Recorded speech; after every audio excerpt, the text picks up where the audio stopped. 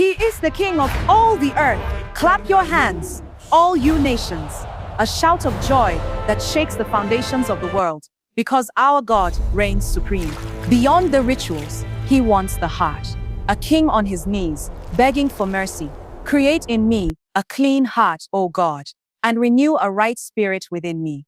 Hunted in the wilderness, David finds a fortress not made of stone, but of faith. When the world is closing in, my soul finds rest in God alone. A prayer for the King of Kings. He will defend the poor, deliver the needy, and crush the oppressor. His name shall endure as long as the sun. My feet almost slipped. My feet almost slipped. Asaph looked at the prosperity of the wicked and nearly lost his footing. Why do the arrogant thrive while the faithful suffer? Until I entered the sanctuary. Then I understood. The world's wealth is fleeting, but God is the strength of my heart and my portion forever.